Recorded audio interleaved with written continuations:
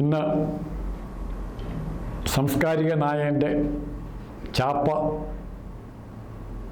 കുത്തിക്കെട്ടാത്ത അല്ലെ കുത്തിവെക്കാത്ത മറ്റൊരു ആ രംഗത്ത് പ്രവർത്തിക്കുന്ന വിദ്യാഭ്യാസ രംഗത്തും പ്രവർത്തിച്ചിരുന്ന ഇപ്പോൾ രാഷ്ട്രീയ രംഗത്ത് പ്രവർത്തിക്കുന്ന മുൻ PSC വൈസ് ചാൻസലർ KS രാധാകൃഷ്ണൻ്റെ ഒരു ഫേസ്ബുക്ക് പോസ്റ്റ് അത് കുറച്ചുകൂടെ ഉച്ചത്തിൽ വായിക്കണമെന്ന് തോന്നിയത് കൊണ്ടാണ് ഈ പരിപാടി ഈ വീഡിയോ അവതരിപ്പിക്കുന്നത്.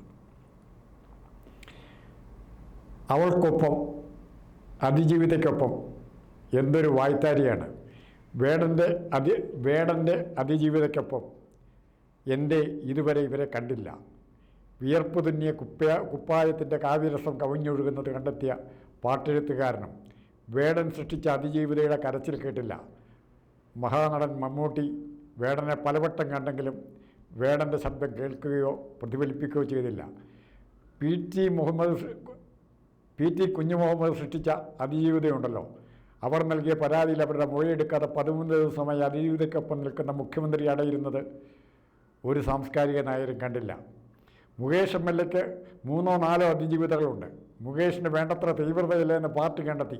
അത് കൈയടിച്ച് പാസ്സാക്കുകയാണ് ഈ സാംസ്കാരിക നായകന്മാർ ചെയ്തത്. അതുകൊണ്ട് ഓരോ കാര്യങ്ങൾ ഇതുപോലെ പലരുടെയും പറഞ്ഞിട്ട് ഇപ്പോൾ മാത്രം ദിലീപിൻ്റെ കേസ് കാര്യം വന്നപ്പോൾ മാത്രം ഈ സാംസ്കാരിക നായകന്മാർ തെരുവിലിറങ്ങി ശബ്ദമുണ്ടാക്കുകയാണ്. അതിനെക്കുറിച്ച് എന്തുകൊണ്ട് കേരള സമൂഹം ആദ്യം കാർക്കിച്ചു തുപ്പേണ്ടത്, ഇവിടെ ശരിക്കും കുഷ്ഠരോഗം പോലെ പടർന്നു പിടിച്ചിരിക്കുന്ന, ക്ഷയരോഗം പോലെ ചുമയ്ക്കുന്ന ഈ സാംസ്കാരിക നായകന്മാരുടെ പ്രതികരണം കാണുമ്പോൾ സത്യം പറഞ്ഞാൽ എല്ലാ കുറ്റവാളികൾക്കും രക്ഷപ്പെടാനും ന്യായീകരണം കണ്ടെത്താനുമുള്ള വഴിയാണ് ഇവർ തുറന്നു വിടുന്നത്. നമ്മൾ ഓർക്കുന്നുണ്ടാവും ഹേമ കമ്മിറ്റി റിപ്പോർട്ട് അല്ലേ? എത്ര സിനിമാ രംഗത്ത് പ്രവർത്തിച്ചിരുന്ന എത്ര പെൺകുട്ടികളുടെ കരച്ചിൽ നിറഞ്ഞാണ് റിപ്പോർട്ട്, എത്ര പേരുടെ കണ്ണീര് വീണാണ് റിപ്പോർട്ട്. ചിലപ്പോൾ ചോരത്തുള്ളികൾ പോലെ വീണ റിപ്പോർട്ടായിരിക്കും അത്. എന്ത് ചെയ്ത് പുറത്ത് കാണാത്തെ? അതൊന്ന് പുറത്ത് കാണിക്കണം, അതിൻ്റെ പേരിലുള്ള നടപടി വേണ്ട എന്ന് സമൂഹത്തിൻ്റെ മൊത്തത്തിൽ ബാധിക്കുന്ന പ്രശ്നമാണ്. സമൂഹത്തിൻ്റെ പണമെടുത്താണ് ഈ അന്വേഷണ റിപ്പോർട്ട് തയ്യാറാക്കിയത്. അതിൻ്റെ പേരിൽ നടപടിയെടുക്കാത്തതിൻ്റെ പേരിൽ എന്തേ ഒരു സമരവും ഒരു പ്രതിഷേധവും ഇവരിൽ ആരിൽ നിന്നും കാണാത്തത്? തെരുവോരങ്ങളിൽ മുഴുവൻ പ്രതിഷേധിക്കാനാണ് പറഞ്ഞിരിക്കുന്നത്. എന്തിനാണ് പ്രതിഷേധിക്കുന്നത് അറിയാമോ? ഒരു കേസിലെ 10 പ്രതികളിൽ 8 പേരെ ശിക്ഷിച്ചിട്ട് 4 പേരെ വെറുതെ വിട്ടതാണ് പ്രതിഷേധം. ഇവർക്ക് ആ കേസിൽ ഒറ്റ പ്രതിയേ ഉണ്ടായിരുന്നുള്ളൂ, ദിലീപ് മാത്രം. ദിലീപിനെ ക്രൂശിക്കുക എന്നുള്ളതാണ് ഇവരുടെ ആവശ്യം. 1000 ദിലീപുമാർ ഹേമ കമ്മിറ്റി റിപ്പോർട്ടിൽ ഇവിടെ അടക്കി പിടിച്ചിരിക്കുമ്പോൾ അത് കാണാതെ എങ്ങനെയാണ് ഇവർക്ക് സാധിക്കുന്നത്? എന്തിന്? 2 PT-മാരുടെ കഥ പറയാം. ഒരു PT ദിലീപിനെതിരായ ദിലീപിന് പോലും പറയുന്നത് ഒരു നടൻ്റെ പീഡനക്കേസിൽ ഒരു PT സജീവമായിട്ട് നിന്നു. അത് ഒതുക്കി തീർക്കാനുള്ള എല്ലാ അവസരങ്ങളും നഷ്ടപ്പെടുത്തി. അത് സജീവമായി രംഗത്തേക്ക് കൊണ്ടുവന്ന PT-യാണ്. ആ PT തോമസ് MLA ആണ്. ഇവിടെ പീഡനത്തിൻ്റെ എല്ലാ രേഖകളും മുക്കി ഒരു നടപടിയെടുക്കാതെ 13 ദിവസം 2 ആഴ്ചയിൽ കൂടുതൽ സൂക്ഷിച്ചു വെച്ചത് മറ്റൊരു PT-യുടെ പീഡനക്കേസാണ്. PT കുഞ്ഞുമുഹമ്മദിൻ്റെ cinema സമുദായൻ്റെ പീഡനക്കേസാണ്. എന്ത് നീതിയാണിത്?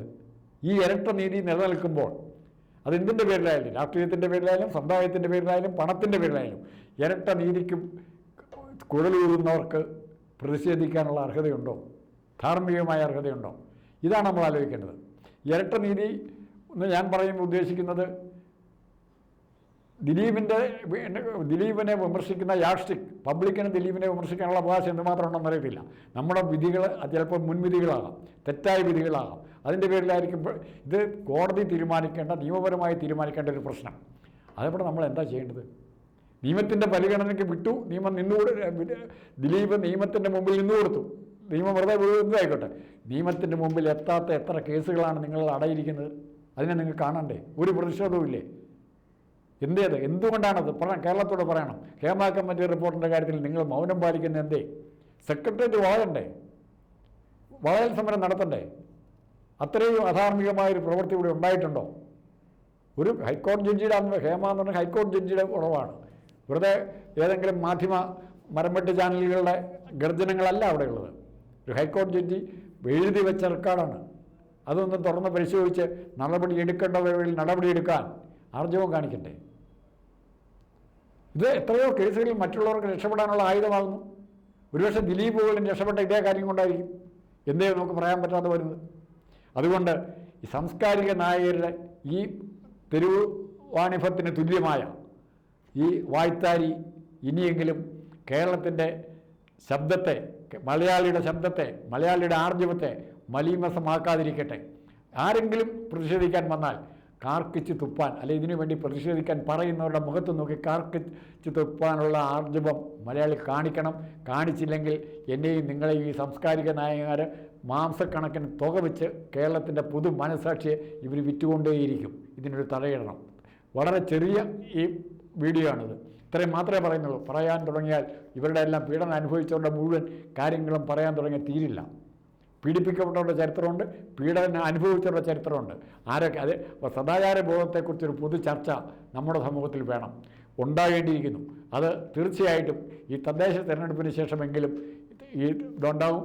ഇപ്പോൾ രാഷ്ട്രീയമായിട്ട് എങ്ങനെ ഉപയോഗിക്കുന്നു? രാഹുൽ മാങ്കൂട്ടത്തിൻ്റെ തെരഞ്ഞെടുപ്പ് വരുമ്പോഴാണ് ഇത്തരം പരാതികൾ, രാഷ്ട്രീയ എതിരാളികൾക്കെതിരായുള്ള പീഡന കഥകൾക്ക് ശക്തി വർദ്ധിക്കുന്നത്. അപ്പോഴാണ് സാംസ്കാരിക നായകന്മാർ ഉപ്പുവെള്ളമൊക്കെ ഒഴിച്ച് തൊണ്ട ശുദ്ധി വരുത്തി ഗർജിക്കാനായിട്ട് തെരുവിലേക്ക് ഇറങ്ങുന്നത്. രാഷ്ട്രീയ ഉദ്ദേശം മാത്രം വെച്ചുകൊണ്ട് ദേവി ഇത് ഇത്തരം വസ്തുതകളെ വിലയിരുത്തരുത്. ശിക്ഷിക്കപ്പെടേണ്ടവൻ ശിക്ഷിക്കപ്പെടേണ്ടത് തന്നെയാണ്. അത് ആരായാലും അത് പൂഴ്ത്തിവെക്കുന്നവൻ അതിനേക്കാൾ വലിയ കുറ്റമാണ് ചെയ്യുന്നത്. അങ്ങനെയെങ്കിൽ ഇത്രയും ഈ കുഞ്ഞു മുഹമ്മദിൻ്റെ ഉൾപ്പെടെയുള്ള പല കേസുകളും പാർട്ടി കമ്മിറ്റിയെ കൊണ്ട് അംഗീകരിച്ച് പ്രതികളെ രക്ഷപ്പെടുത്തിയ പിണറായി വിജയൻ്റെ ആഭ്യന്തര വകുപ്പും തന്നെയാണ് ഒന്നാം പ്രതി. അത് അംഗീകരിക്കാൻ നിങ്ങൾ തയ്യാറാവുക. ഇറങ്ങൂ മനുഷ്യ പുറത്ത്, നിങ്ങളെക്കൊണ്ട് ഈ പണിക്ക് പറ്റില്ല എന്ന് പിണറായി വിജയൻ്റെ മുഖത്ത് നോക്കി പറയാൻ ഈ സാംസ്കാരിക നയന്മാർക്ക് എന്ന് കഴിയുന്നു അന്നേ നട്ടലുള്ള ഒരു സമൂഹം ആയി മലയാളി മാറുകയുള്ളൂ. തൽക്കാലം ഇത്രമാത്രം.